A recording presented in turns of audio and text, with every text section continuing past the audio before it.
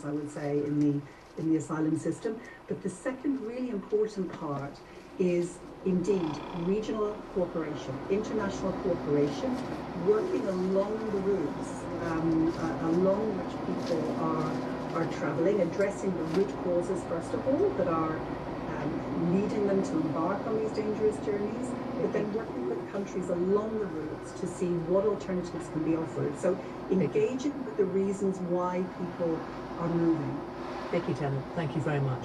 Well, let's turn now to Alexander Downer. He's a member of the government's oversight panel for the Rwandan scheme and former Minister for Foreign Affairs in Australia, who of course had a similar policy, although of course circumstances, context, very different. Good afternoon. Good afternoon. Now, when Australia introduced the policy that the UK government keeps citing, it was a different setup there. Do you think this can work as deterrent? Because we know already doesn't seem to be having an effect, and yet it should. The people who land in the UK now will be, in theory, should be going to Rwanda. Well, it hasn't started. They have to wait until the legislation receives royal assent. So it will be from that point that it will be possible to judge whether it's successful or not. I can tell you that in the case of Australia, it's been a tough policy. There is no easy answer to this problem. It's, as academics would say, a wicked problem. There are downsides whichever way you go. But in the case of Australia, sending people to Nauru for processing has largely destroyed the business model of the people smugglers, and that's what you've got to do. Because these people are paying people smugglers thousands of euros to cross the Channel. I mean, they're in France. It's not as though they're in Libya or South Sudan or somewhere. They're in France. And they want to come to Britain because they prefer to be in Britain than France. They're making a hugely dangerous journey. And the people smugglers don't care about their lives, as you've seen from the tragic incident of today. They just pocket the money, and that's good enough for them. And I would have thought this was a practice you'd want to stop. Okay, so can I ask how your role is going to work? Because you've got an oversight role. Have you carried out any oversight so far on the process? We have been to Rwanda and had a look at the setup there, but I mean, people haven't started going to Rwanda yet, so monitoring has not been implemented at this stage, excepting for the fact that we had a look at how it was all set up and talked to the Rwandans early on about how they were processed. So when the flights start, you will what? Have a role to go and see how people are being treated in Rwanda? Sure. The monitoring committee will have that broader role, yes. Right. So when the United Nations says that this is basically breaking all international laws, the Refugee Convention, and it is setting a precedent, how do you respond to that? Well, the British representative of UNHCR says that. I don't know that it's quite the same thing as saying the whole of the United Nations thinks that. Well, it's not just that. Sorry, it's Filippo Grandi, the UN High Commissioner for Refugees, and Volker Turk, the UN High Commissioner for Human Rights. I was referring to the woman you were just interviewing, because you just interviewed her and got that opinion from her. But let me make this point. Australia implemented this system many years ago, back in 2001. It's worked very well, and it is entirely consistent with our obligations under international law, because under the UN Refugee Convention, the requirement is to give people who are genuine refugees, and once they've been assessed as genuine refugees, protection. It doesn't mean you have to give them protection in your country or turn them into migrants. It means you just have to protect them. Now, these people, in the case of Australia, were protected in Nauru from persecution. And ultimately, if they were granted asylum, they got it in Australia. I'll come back to that, but let me finish what I'm saying. These people who we're talking about in relation to the UK are in France already, so they're not being persecuted in France, so in that sense they are protected. And if they decide they don't like France and would rather come to the UK but end up in Rwanda, that's a decision they'll have to make. Would they rather be in France or would they rather be in Rwanda? But either way, they will be protected. And in that sense, the UN Refugee Convention is honoured. In Australia, you mentioned the deterrence work. As I understand it, the first full year after offshore processing was introduced, more people arrived in Australia by boat seeking asylum than previously. Well, I don't have the data in front of me, but it was first introduced in 2001. Very few people came by this dangerous journey to Australia after it was introduced in 2001, but it was repealed by the Labour government in 2000, I think it was 2008. And then there was a period when 50,000 people came to Australia this way, and when they started being killed, they started drowning, and the public had had enough. The government, the then Labour government, decided to reverse its policy and reintroduce the offshore processing system, which was consolidated by when the government changed in 2013. And it has proved to be highly successful. Very, very few people endeavour to make those sort of journeys now. And then Alexander, can I just make this point briefly, and we are, as a result, saving a large number of lives. Alexander Downer, thank you. The Prime Minister is in Poland this lunchtime. He's using the trip to announce another £500 million in military funding for Ukraine. It takes the total given by the UK to Ukraine this year to £3 billion. In the last hour, the commander of Ukraine's National Guard said they were preparing for Russia's summer offensive, in which they predict attacks in unexpected places. Yesterday, President Zelensky condemned Russian military strikes on the Ukrainian city of Kharkiv that destroyed the city's television tower. He said they were an act of intimidation. Російські терористи знов вдарили по Харкову, по телевишці.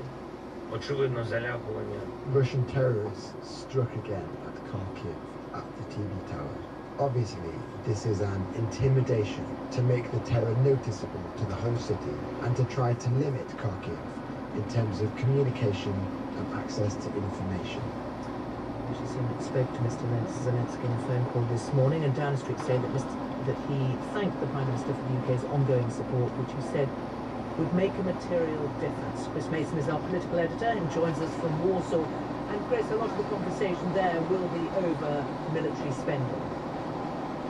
Yeah, hello to you, sir, from a military base just to the east of Warsaw, the head of the Warsaw Armoured Brigade, and absolutely that will be the focus. So in the next few minutes or so, the Prime Minister, the NATO Secretary-General Jens Stoltenberg and Donald Tusk, the Prime Minister of Poland, a familiar name to listeners to this programme, a big part of the Brexit negotiations, previous occupier of a senior role in Brussels, will be focused on this whole question of military spending. Now, they take some reassurance, the leaders, from what they believe has been a strategic failure from Moscow in terms of its invasion of Ukraine and the expansion that we've seen of the NATO defence alliance. But the key thing I was struck by, Sarah, talking to the Prime Minister on the plane here, is that sense that the fundamental strategic challenge for Western democracies is you have to take your electorate with you as a government when you are allocating, in difficult times domestically at home, an extra £500 million, as announced by the Prime Minister this morning, £3 billion in total for this financial year. Now, the government says it is proud to do that, but there's clearly an opportunity cost to doing that. The money can't be spent elsewhere. And an awareness that there is every prospect that the war in Ukraine goes on and on and on. And pressure also to spend more on defence at home.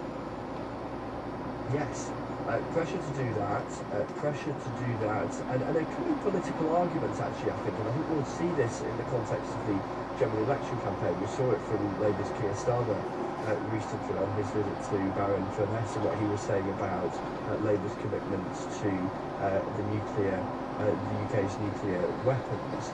I think there's a growing recognition now amongst the two big parties and beyond at Westminster that what's often described as the peace dividend after the end of the Cold War has very much come to an end, and the amount that's been spent on defence in recent years is not going to be sustainable in the future. In other words, those budgets are going to have to go up, and with that, really difficult questions about budgets elsewhere in life. Chris Wilson, thank you. Something must be done. That is the general feeling about children and smartphones as evidence is emerging of the downside of screens and social media. It's been a subject of increasing debate, as we've heard on Radio 4. We're giving children phones at a younger age now, and it's just taking a childhood away from them. Should the under 16s be banned from having access to smartphones? Each of us would like to not be looking, but as long as no one else is doing the right thing here, then the cost is very high. Social media is making children more fragile, angrier, and more likely to take offence. This is having a particularly damaging effect on girls. For a lot of children, once they have these smartphones, they're so addicted that if you try to take them off them, it is practically impossible without turning these children into monsters. What to do then? Ban children from owning a smartphone? And we learned the other day that nearly a quarter of 5 to 7-year-olds in the UK now have one. Ban teenagers from social media? If that's desirable, how is it enforceable? Politicians are grappling with these issues as they consider how to respond to the increasing alarm.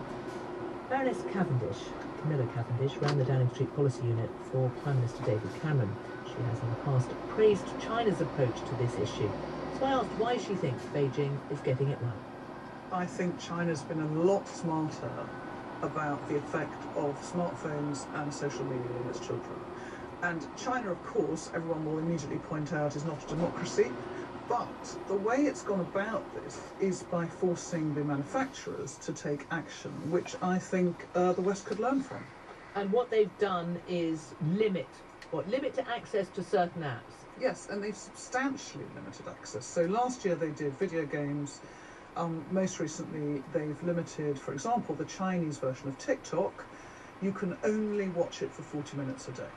Right. Now, as you point out, they're not a democracy, and people will say, hold on, surely it's down to us what we are. That's why we are free societies and we like our freedom.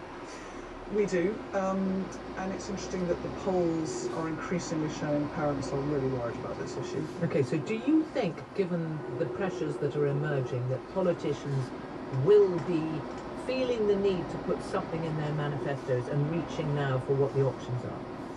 I think they will, and I think they should. Clearly, we in Britain want to be innovators, we want to attract great entrepreneurs. I'm sure there are ways to deal with this that don't stifle innovation on the bigger front, but I do think that all of the research since the early 2010s shows that we cannot control our own human impulses, and we need some help to do that. Florida has just passed a bill to ban all under 14s from having social media, and they have to actually, the app owners have to erase those platforms. I mean, schools, to be honest, can do this already. I mean, they can enforce some of these rules purely by taking devices away. But I think we've got to focus more broadly on what happens in all the other hours of the day and the weekends. Okay, so it is what happens at home. And I think parents we have to ask ourselves some quite tough questions about when we're sitting around the dinner table with our kids, what we're looking at. And I have noticed in my own family that quite often the kids will say to us parents, could you put your phone down? And I do think we actually all have some responsibility for that. Right, but that's not going to be policed by the government. Not at all. And we need a cultural shift, and the more we understand now about how the things are designed, how they're deliberately designed to be addictive, and the more we see that Silicon Valley tech executives themselves are seriously restricting their own children, I think the more heart we should take that we do need some guide rails here, and I think there is a role for government to play. I mean, there's a difficulty here, which is hard evidence. I mean, Jonathan Haidt has famously written this book, The Anxious Generation, which pulls together some evidence on the use of smartphones, social media apps, and a rise in mental health issues in teenagers. But there will be people say, look, we haven't, it's not firm enough, the evidence yet, and they don't like acting without seeing it. I understand that. I think Jonathan Haidt makes a pretty compelling case, and he's not the only one. But I think there's another question. It's not just mental illness, Sarah. It's distraction. The truth is that we send our children to school to learn, and a third of American teenagers in the last survey said that they were almost constantly on Facebook, YouTube, TikTok, or a number of other platforms. that simply means they are not able to focus and they're not able to learn. And that is just as important to me as the tragic cases of mental illness. You have been in the room when policy like this is formulated. I'm trying to imagine the conversation that could be happening, given how difficult it is, because you're encroaching on everyone's lives. So you're sitting in the room and somebody will say, look, everybody already owns these smart devices. They've already invested in them. What are you going to do? You're going to tell them to turn them off?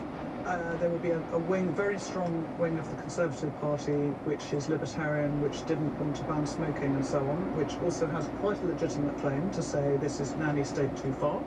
But there will be another group of people in that room, I think, who will have read Jonathan Haidt and all the scientific research behind it, and will say this is potentially an epidemic which is affecting our children. Mental health is really, really serious, and there is an obligation on us to protect them. Baroness Cavendish speaking to me. Now, much of the country will be voting next Thursday in local and mayoral elections. The largest vote will be in the capital for London Mayor, seen as a two-horse race between Labour's Sadiq Khan, going for his third term, and the Conservatives' Susan Hall. Unlike last time when the vote was under PR, this time voters will only be picking one candidate. So what does that mean for the other candidates in the race? Rob Blackie is the Liberal Democrat candidate for Mayor of London. He's here with me in the studio. Good afternoon. Good afternoon. Can we start with this, the impact that the first past the post system will have on you? Because the most recent YouGov polling has Labour 46%, Conservative 27%, Lib Dems on 8 behind the Greens. Given that people will know that and the strong position that the current mayor is in, it's an uphill task for you. What is the argument for voting Lib Dem in that situation? The Conservatives in London are in free fall. Don't ask me, ask the Conservatives themselves. They've been sending letters to people around London saying, well, we can't win really, so you might as well vote for somebody else. Not even daring to say vote Conservative. But I also think Sadiq Khan doesn't deserve to win. He really has failed on crime, and I'm running on a programme to fix sexual offences. Right now in London, since Sadiq Khan became mayor, the police are capturing rapists and sexual offenders at half the rate that they were 8 years ago. I'm going to come on to the policing in a minute, but I just want to ask you, because Sadiq Khan seems to think that the change to this system, he's arguing that it could stop him winning re-election. Is that nonsense to you? Yeah, it's nonsense. Of course he's going to say that to try and scare people into voting for it, but it's a He's sign. got a point about the ID, though, hasn't he? Because he's 1 in 5, there was a poll suggesting 1 in 5 voters don't know that they have to take photo ID, and it tends to be younger voters. We've had some smaller elections in London recently, and it really hasn't been a very big issue in those. We are, of course, encouraging people to bring them along, but we're not seeing it being a huge issue from the small elections we've had around London recently. Okay, so your argument is what? If you can vote, you won't punish. You can vote for somebody who has a positive policy to fix the Metropolitan Police, and Sadiq Khan, of course, has been a failure on that, and I think a lot of Londoners are feeling disappointed by him. Right, so what is your argument on the police? Well, so under Sadiq Khan, there really hasn't been a focus on the most important crimes, like sexual offences. There are now 6,000 Metropolitan Police stuck in the back office. That's about double the rate of a typical British police force. Those are experienced and trained police officers who should be out there solving crimes, but are stuck doing administrative stuff they shouldn't be. If we can get those people solving crimes like sexual offences, we can make a big impact quickly. There's also... People would be surprised to hear this, given all the focus on the Metropolitan Police, all the new recruits, the fact that there has been, obviously, a new Met Commissioner. Well, they've been losing a lot of police as well, so they've been struggling. Some months police numbers are actually falling in London right now, despite there being money available to recruit people, and they're struggling to recruit. But even those new recruits, they're useful, but they're not as good as somebody with experience who's stuck in the back office who might have 10 years experience. Right. Just a quick question on policy. You, Liz, would you keep it? Yes. I think the first phase was successful because people had time to adapt. Right. The second phase less successful because people were rushed. Okay, the mayor has had to say that he wouldn't extend paying per mile under pressure from the Conservative candidate. What would you do, though, to continue what I know you feel strongly about, environmental policies? Well, the mayor's also been quite poor on climate change. I've worked on climate change and related issues my whole life, I'll be focusing on helping switch over to solar, because that's now a very successful technology, and also getting more electric car charging. That's something we can quickly do now to cut London's carbon emissions, and something that's very easy to do. Okay, just a final thought. Andrew Mitchell said yesterday that Kigali in some ways was safer than London. What did you think? Well, I'll challenge him. I will walk through London at 2 a.m. He can walk through Kigali and we'll see what happens. Rob Blackie, thank you very much. And just to let you know, we've already spoken to Labour's candidate Sadiq Khan and to the Greens' Zoe Garbett. The Conservative candidate Susan Hall has declined to appear. You can find a full list of all the candidates competing for Mayor of London on the BBC website. Now then, here's a question. What age do we become old? A study by Humboldt University in Berlin found that pensioners now believe that old age starts at nearly 75. That's 4 years older than what pensioners in the 70s considered old. The researchers say it may be down to longer life expectancy or better health in old age, or possibly a more positive view of aging, or even, they argue, a less positive view of aging because people say they don't want to be it yet. Joan Bakewell, Baroness Bakewell, is an author and playwright. Janelle Awamoye is the BBC's TikTok reporter and host of the Reliable Source podcast. And both, I should say, join me now. Good afternoon to you both. Good afternoon. Now, I don't think I'm giving away any secrets if I say, Joan, you're a representative of somebody who's quite old. Yes, I'm in my 90s. And Janelle, you're not? No, I'm not in my 90s. You're in your 20s? 20s, yeah. Okay.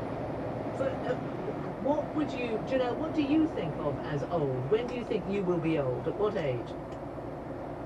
Do you know what? I don't think I actually will. I think I can get old physically, but I do think that mentally, I don't think you really do get old. My grandma's 94 and she, you know, she's, I wouldn't say she's old, she's quite, you know, she's got great vibes. So I think now we're kind of looking a little bit to our inner child when we talk about ourselves. And on TikTok last year, there was tons of trends. I wrote an article about this. There was girl dinner, tube girl math, the Roman Empire, where people are kind of gendering trends, but also saying a childish language when describing themselves, but they're not children, they're young adults, but they're referring to themselves as children because they're kind of more empowered, but they still feel young. Joe, when did you become old? I'm assuming you would describe yourself as old now. I think it's fair to say that once you've hit 90, you're considered old and considered by yourself to be old. And where I notice it most, because although I feel young in heart, is that I'm divorced from pop culture, young culture. I find that very hard to follow. I don't understand it, I don't really share it. I'm quite bewildered by it, even though I follow it to some extent. Sorry, Joan, I'm just curious. Did you not think you were old until you hit 90? I thought I think late middle age goes up until you're 80. This is wonderful. Okay, I thought I was really rapidly approaching old age. But Janelle, I was quite interested that you think you were equating being old with not being, well, I suppose having mentally young. Yes, I think that's kind of what younger people kind of think now. They do think, you know, I am young, but younger people are also in their 40s. I wouldn't necessarily say like 40s or being your 50s is old, and I think it may be the entertainment that we're taking in as well. We're seeing things like shows like Sex and the City that came out years ago, about 10 years ago, 10, 20 years ago, and it was showing a group of women in their 40s dating and kind of living that life that you'd kind of expect to see young women in their 20s. So I think things like that change social norms so that now you kind of just feel like, you know, you're the age you feel rather than the age that's going well in certain rather than the number of years you've lived. Joan, I mean, in a way, you said you can't keep up with sort of young culture. I guess some of the stuff that Janelle is talking about there. But so I'm curious about how we then judge being old. Is it really just down to, what, mental attitude? I think you're judging from where you actually sit in your own life. If you've I've got grandchildren, you see, who follow the young culture, and I try to catch up with them. I think it depends on your community. I think it depends on your well-being, your concern for yourself, your ability to be part of the community, to be out and active in the world. All these things matter, and they're not a matter of numbers at all. Well, it is, isn't it? I mean, surely, if I just sort of bring you both up, the average life expectancy for a man is 79, for a woman it's at 82.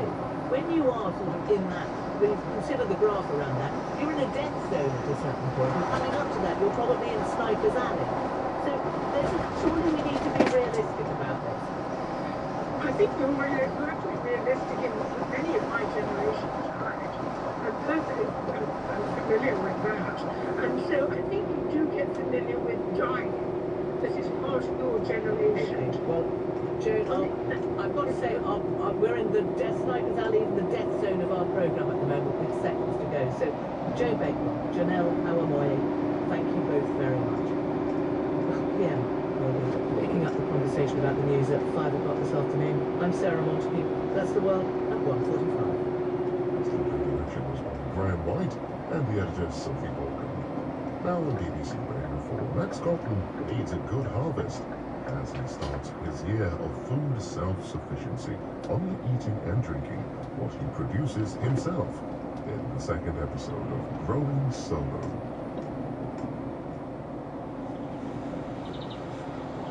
This wheat, which is pretty manky anyway, is being knocked over by the badgers, and what they do is they come in, they roll on it to knock the corn down, and then they start eating the heads, and they've gone right the way through it, and it's just heartbreaking.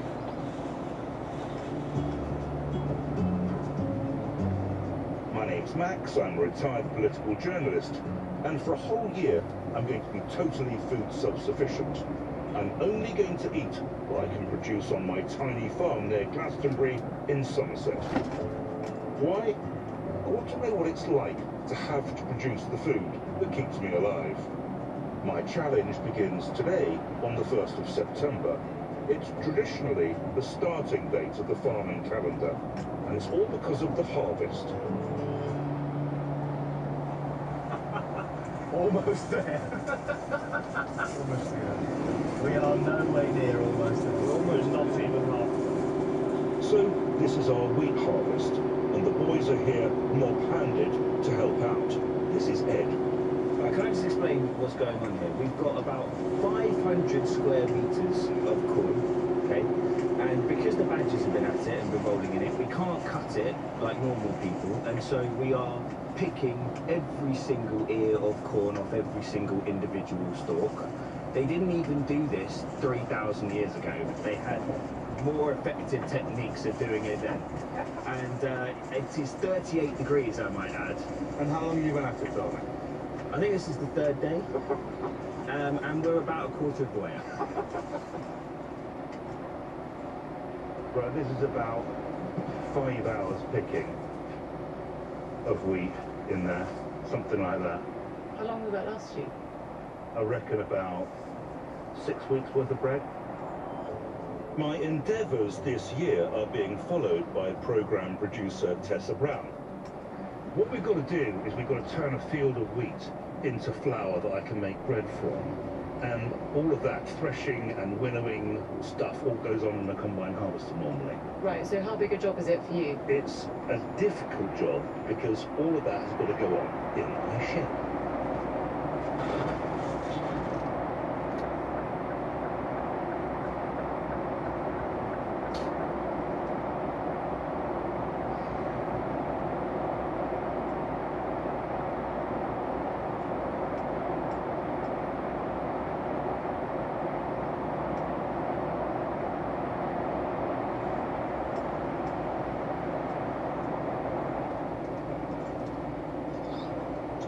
What I then do is I go outside and pour the grain from one bucket to another. And what happens is even a very light wind blows the chaff and the dust and everything else away, and the grain just pours into the bucket. And you keep pouring from one bucket to the next. Milling flour is actually a problem for me. You can buy worktop units, but they cost about £500. And so after a bit of experimentation, I've discovered that an old juicer's really fast spinning blades actually produce quite usable flour.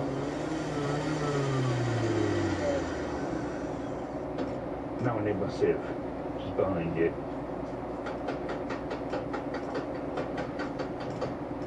So in here we've got fine flour now, and here we've got what's called bran. It takes about an hour for me, non-stop, to produce a bag of flour like this. About 1.5 kilos, takes about an hour.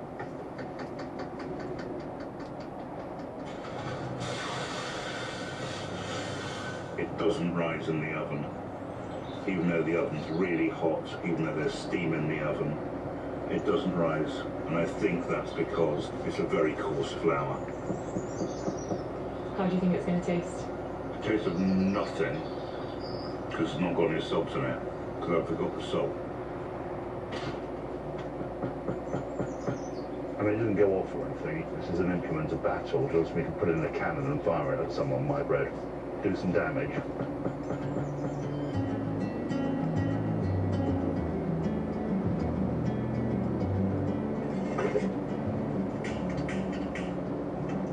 So it's been a week. It's been a week, yeah.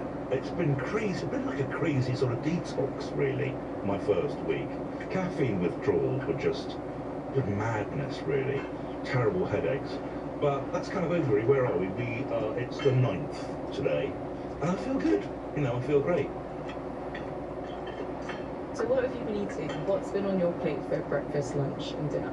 I've got loads of eggs at the moment. So in the morning I'm having eggs, either with some greens or with potatoes or something like that. Lunch, I'm just kind of grazing really out in the garden. There's so much veg in the polytunnel for me to eat. And then in the evening, I'll show you, I've been eating lots of these. I've been batch cooking. This is a sort of frittata that I've been making and freezing. I do a killer veggie chili.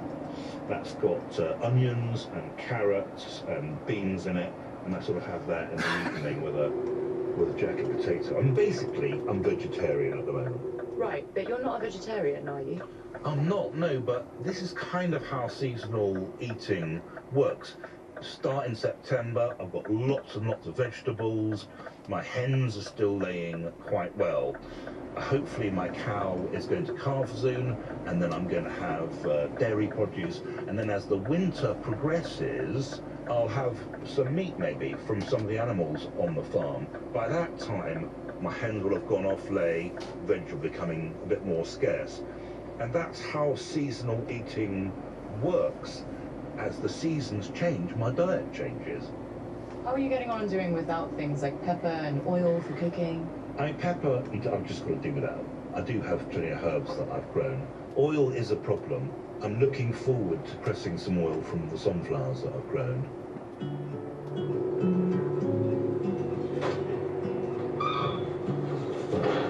Get back in there, you. No. Get there, get him. Go look up there. He's all over the gap, your kid. Brenda gave birth to a beautiful little ginger bull calf we've decided to call Brian. How old is he now? He is a week old. He's doing really well. And he's just very, got over that kind of wobbly on his legs stage, and he's just really bouncy now.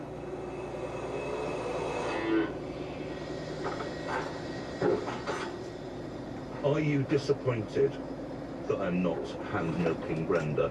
I did think I'd find you out here. Yeah, milking by hand. Oh. I have cobbled together an old kind of milking system from a 1950s vacuum pump and all sorts of bits and bobs that I've been borrowing and stealing. I've got this this unit with big stainless steel cups that go on the bottom of a rudder, and there's a glass bowl underneath which all the milk goes down into, and then into this big 30-litre bucket, and that's how I milk Brenda. Can you explain to me why you would be able to milk her now?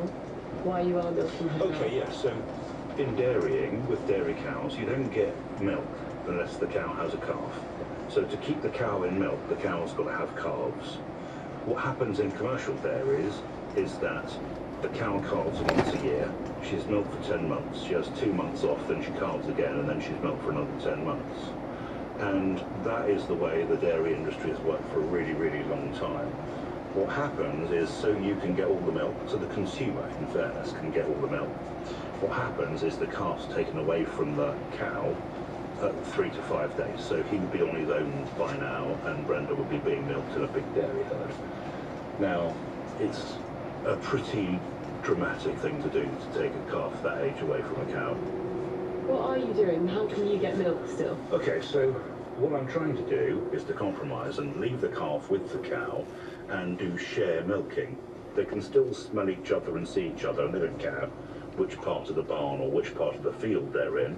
And as soon as you can do that, then you can separate them and you get 12 hours of milk, depending on how long you separate the calf for. You couldn't do that with commercial cows in Britain. The price of milk will increase by a factor of 10.